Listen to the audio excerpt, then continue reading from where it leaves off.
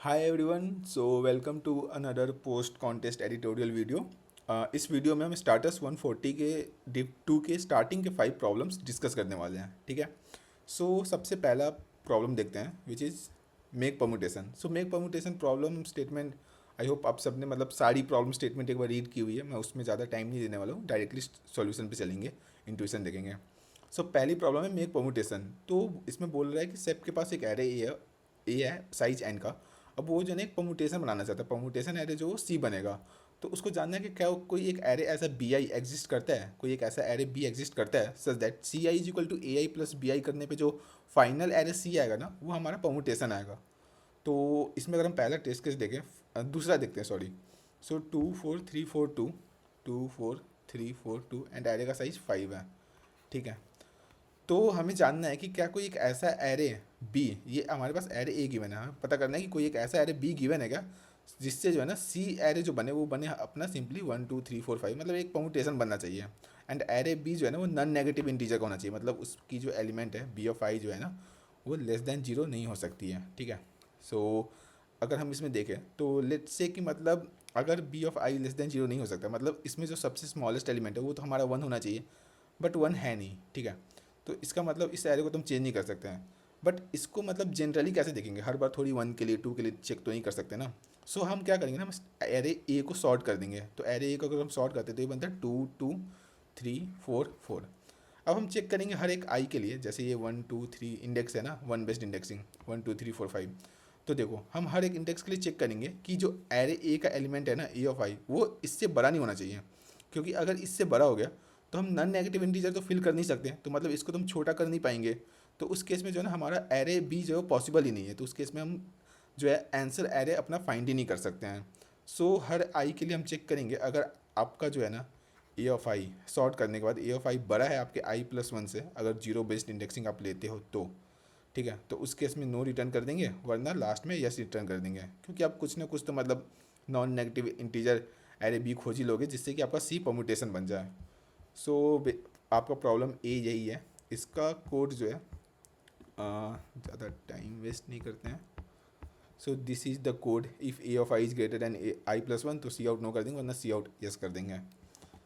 इसको हटाते हैं। अब दूसरा प्रॉब्लम है आपका ट्रिक और ट्रीट।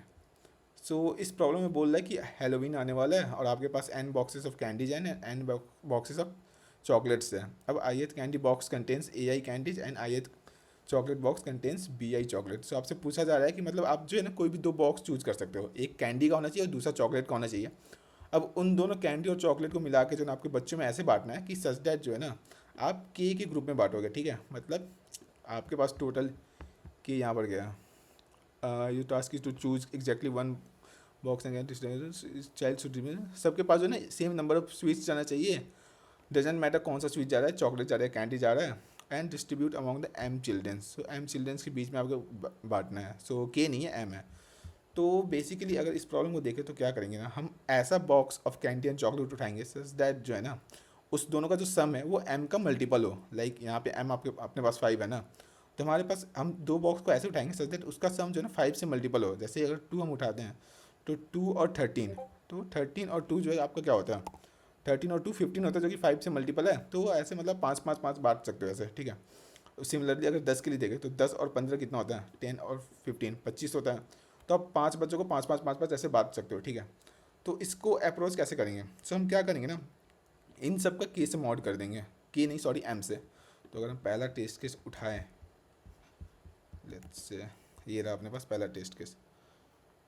एन हमारे पास 4 है, एम हमारे पास 5 है, 2 8 3 10 ये हमारे पास लेट्स से चॉकलेट है, और ये हमारे पास कैंडी है 5 12 15 13। हमें पता करना है कि कौन से दो बॉक्स, मतलब एक चॉकलेट का बॉक्स एक कैंडी का बॉक्स उठाएंगे तो उन दोनों का सम जो है वो 5 से डिविजिबल होगा। तो वो कब होगा, वो आपका उस केस में होगा जब इसका मॉड आप एम के साथ करोगे। ठीक है, मान लो कोई भी चॉकलेट है जिसमें एक्स चॉकलेट है, तो इसका मॉड आप जो करोगे एम के साथ, प्लस आप इसका मॉड कर दो एम के साथ, वाई मॉड एम। तो ये दोनों जो है ना ये आपका डिविजिबल बाई ये आना चाहिए 5, मतलब इसका मॉड 5 से 0 आना चाहिए। तो इसको निकालने के लिए, एफिशिएंटली निकालने के लिए आप क्या कर सकते हो, आप इन सब का मॉड कर दो 5 के साथ, तो मॉड करोगे तो 2 3 3 और ये 0 आ गया, ठीक है। अब ये एरे आपका चेंज हो गया 2 3 3 0, इसका भी मॉड कर दो 5 के साथ, तो 0 2 0 2 यहाँ पे आ जाएगा आपका 0 और यहाँ पे 3, ठीक है। अब ये भी एरे आपका इसमें कन्वर्ट हो गया। अब 2 में हम क्या ऐड करेंगे तो वो 5 से डिविजल होगा, तो 2 में हम जो है ना 3 ऐड करेंगे तब जाके वो 5 से डिविजल होगा। तो आप चेक करोगे कि इसमें 3 कितने हैं, एक 3 है तो आपका आंसर 1। अब 3 में आप क्या ऐड करोगे तो ये 2 से डिविजल 5 से डिविजल होगा, 2 2 कितना है 1। 3 में आप क्या ऐड करोगे तो 2 से डिविजल तो 1। अब 0 में आप क्या ऐड करोगे तो 5 से डिविजल होगा, तो 0, तो 2 0 है तो +2, तो इसका आंसर जो है वो 5 आ रहा है। सो एक मैप बना के इसको जो है ना ईजिली किया जा सकता है। इसका कोड आपको अगर दिखाऊं तो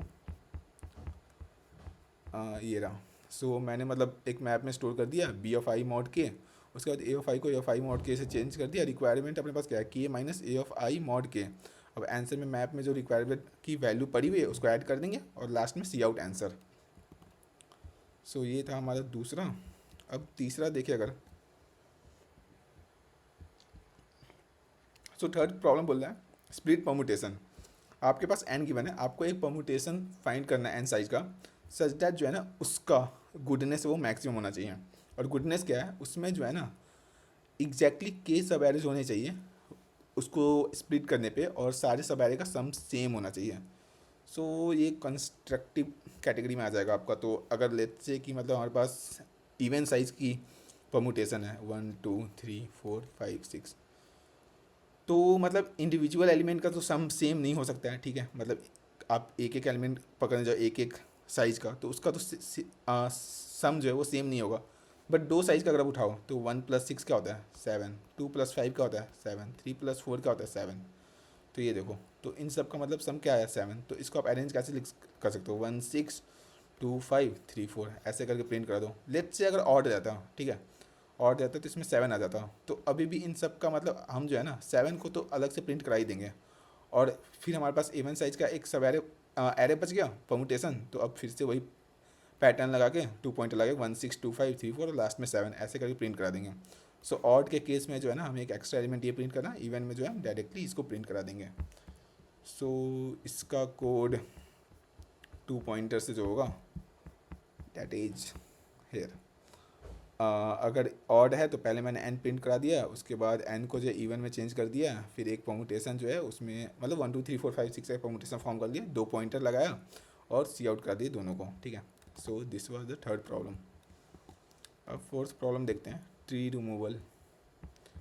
सो ट्री रिमूवल में क्या बोल रहे हैं ना हमारे पास कि बेसिकली हमारे पास एक ट्री है, ठीक है, एन वर्टिसेस है और सबकी कुछ वैल्यू है, सारे वर्टिसेस की कुछ वैल्यू है a(u).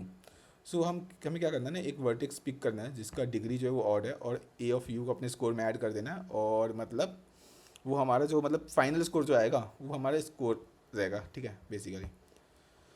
सो अगर हम इस प्रॉब्लम को देखें, ठीक है, हम कोई भी एक रैंडम से ट्री बना देते हैं, जैसे 1 2 3 4 5 6 7।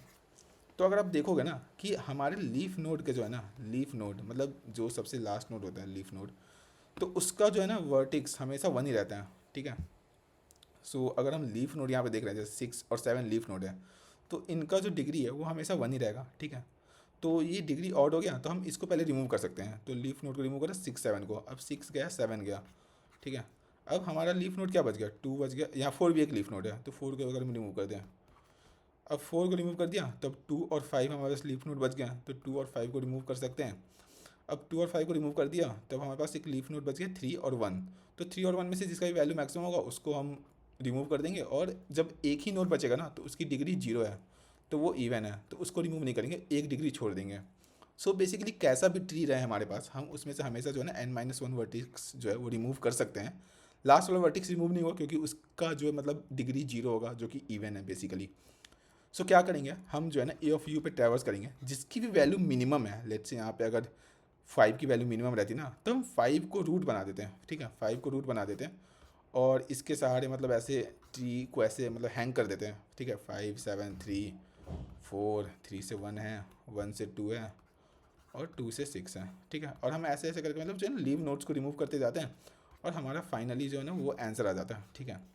तो अब लीफ नोड मतलब इसको रिमूव करने के लिए मतलब निकालेंगे कैसे, तो एक बेसिक BFS कॉल लगा सकते हैं। BFS में हम लेवल वाइज ऐसे स्टोर कर लेंगे जाके। तो सबसे पहले सबसे लास्ट वाले लेवल, सबसे लास्ट लेवल पे क्या होगा, लीफ ही होगा बेसिकली। सो सबसे पहले सबसे लास्ट वाले लेवल के एलिमेंट को ऐसे हटाएंगे, फिर उसके बाद उसके ऊपर उसके ऊपर उसके ऊपर। तो ये करना है।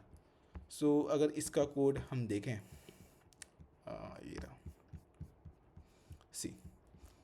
तो सबसे पहले तो मतलब एक ग्राफ बनाया मैंने, ग्राफ बाई डायरेक्शनल है। तो उसको पुश कर दिया, यहाँ पे अपना वैल्यू वाला एरे इनपुट ले लिया। अब मिनिमम फाइंड कर लिया एरे का, जो मिनिमम वैल्यू है 100। अब एरे के जो है ना मतलब जो सारे वैल्यूज है A of i उस पर ट्रैवर्स करो, जहाँ पे मिनिमम आ रहा है उसको पेरेंट सेट कर दिया और वहाँ से ब्रेक कर जाओ। अब एक क्यू लिया BFS कॉल लगाने के लिए, क्यू में पहले पेरेंट को पुश कर दिया, विजिटेड एरे आप बनाइए। अब जब तक क्यू एम्प्टी है ये BFS कॉल हो रहा है, और BFS में हम लेवल वाइज जो है ना पुश कर रहे हैं। यहाँ पे FR गया अपना फ्रंट है क्यू का। लास्ट में क्या करें, सी आउट n-1, क्योंकि n-1 तो हम हमेशा रिमूव कर ही सकते हैं, सॉरी वर्टेक्स। उसके बाद BFS को रिमूव ये रिवर्स कर दो, सबसे लास्ट वाला एलिमेंट जो है वो पॉप बैक कर दो, क्योंकि वही जो है ना आपका मतलब सबसे लीस्ट वैल्यू वाला वर्टेक्स होगा। और उसके बाद उस BFS एरे को प्रिंट करा दो। सो दिस वाज योर्स, हाँ, ट्री रिमूवल। अब जो दूसरा स्ट्रिंग है वो हमारे पास break the string, sorry last problem जो है। सो इसमें बोल रहा है कि स्ट्रिंग को जो है ना 3 पार्ट में डिवाइड करना है, PQR, such that P plus Q plus R जो है वो ऐसे, मतलब बेसिकली 3 कंटिन्यूस सब स्ट्रिंग में ब्रेक करना है। उसके बाद जो है ना स्ट्रिंग को ऐसे ब्रेक करना है। तो अब हमें ये चेक करना है कि for how many PQR P plus R is equal to Q, ठीक है। तो अब अगर पहला एग्जाम्पल उठाऊँ, 3 A B, ये तो टेस्ट केस है ना, तो इसकी स्ट्रिंग हमारे पास ये है। तो अगर हम इसको जो है ना, ये पार्ट हमारा अगर P है, ये Q है और ये R है, तो हम देखेंगे कि P प्लस R क्या है अपना AB, जो कि इक्वल है Q के AB के। सो ये फाइंड आउट करना है, ठीक है, कि for how many P plus R is equal to, P plus R को ऐड करने पे Q बनना है हमारे स्ट्रिंग में। तो सबसे पहले तो एक चीज़ अगर हम देखें कि हमारा जो Q का साइज़ क्या होगा, Q का साइज जो है ना डैट विल बी ऑलवेज मतलब हाफ ऑफ द स्ट्रिंग। क्यों, ऐसा क्यों, लेट्स से कि हमारे पास ABCDEF एक स्ट्रिंग है 6 साइज़ की।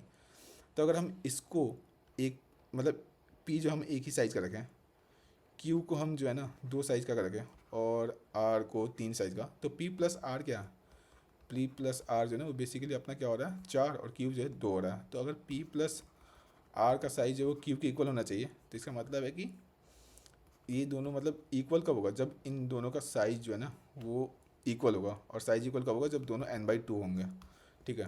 तो एक ऑब्जर्वेशन तो ये निकल के आया कि अगर स्ट्रिंग की साइज़ ऑड है, if n mod 2 equal to 1 है, तो ऐसा कोई भी पार्टीशन पॉसिबल ही नहीं है। वहाँ से सीधा कर जाओ रिटर्न 0, ठीक है। अब n अगर इवन है तो हमें पता है कि Q का जो साइज़ है वो हमेशा रहने वाला है हमारा n/2 का, ठीक है। अब P और Q का साइज़ फिर क्या होगा, तो लेट्स से अगर P का साइज़ x है तो Q का साइज़ होगा n/2 माइनस x, ठीक है। सो ये फाइंड आउट करना है। तो लेट्स से कि अगर हमारे पास कोई एक स्ट्रिंग है, हमारे पास है लेट्स से BACD, तो इस प्रॉब्लम को जो है ना हम इससे सॉल्व कर सकते हैं, स्ट्रिंग हैशिंग से। क्योंकि आप जो है ना मतलब सारे वैल्यूज़ के लिए अगर जाके ऐसे कैलकुलेट करने जाओ कि आपने मतलब यहाँ तक का एक सब स्ट्रिंग निकाला, यहाँ तक एक सब स्ट्रिंग निकाला, सॉरी यहाँ तक का, और अगर आप चेक करने जाओ P plus R equal to Q करोगे तो ये आपका n² हो जाएगा, ठीक है। सो अगर आप एज ए स्ट्रिंग खेलने जाओगे तो वो n² हुआ, वहीं पे किस्सा ख़त्म हो गया, मतलब TLE खा जाएगा। सो हम क्या करेंगे, स्ट्रिंग हैशिंग का यूज़ करेंगे यहाँ पे। सो हैशिंग इज बेसिकली क्या होता है, मतलब एक रैंडम वैल्यू उठाते हैं, स्ट्रिंग हैश करते हैं और उसमें मतलब पावर ऑफ एक प्राइम नंबर से मल्टीप्लाई करते चले जाते हैं, ठीक है। सो स्ट्रिंग हैशिंग एक अलग ही कॉन्सेप्ट, अगर नहीं पढ़ रखा तो ऑनलाइन पढ़ सकते हो, या maybe I make a video sometimes. So इसमें क्या रहता है, तो बेसिकली हर स्ट्रिंग की जो है ना कुछ एक वैल्यू स्टोर रहती है। जैसे इसकी वैल्यू जो है ना कुछ एक prime number into power of prime number की पावर जो है ना 1, इसकी 2, इसकी 3, इसकी 4, इसकी 5, इसकी 6, इसकी 7, इसकी 8, ठीक है।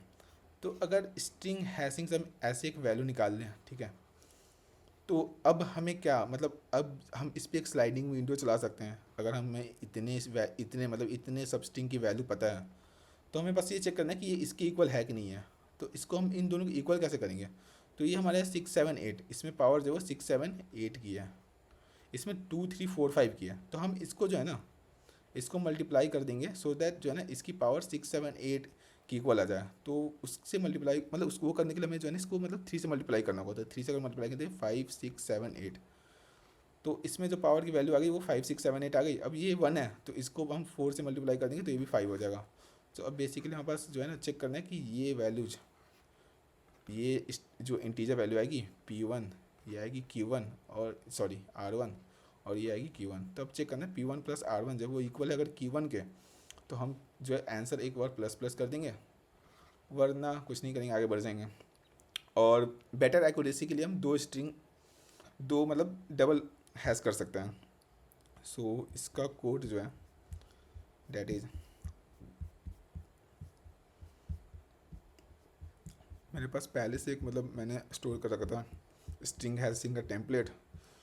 सो एक तो मतलब DP ऑफ पावर बना रखा है एरे, साइज जो है एरे की 10 इंटू 10 5 प्लस 10 है, और दो वैल्यू मॉड वाली मॉड 1 मॉड 2, दो रैंडम प्राइम नंबर, और ये दो रैंडम दो रैंडम प्राइम नंबर और ये दो रैंडम प्राइम नंबर। और सो पहले DP पावर कैलकुलेट कर लिया, प्री कैलकुलेट, उसके बाद जो है ना स्ट्रिंग हैशिंग किया। सो मैंने जो है ना मतलब डबल हैश यूज़ किया सो फॉर बेटर एक्यूरेसी। उसके बाद आपका ये रहा, अगर साइज इवन है स्ट्रिंग का तो यहाँ से COUT 0 कर दो, रिटर्न कर जाओ। एल्स जो है ना अपने पास ये P1 वाला सेगमेंट है। अब P1 हम जो है ना कभी भी R1 वाले सेगमेंट को नहीं छेड़ रहे हैं। R1 वाला जो सेगमेंट है उसके पास मतलब पावर मैक्सिमम है।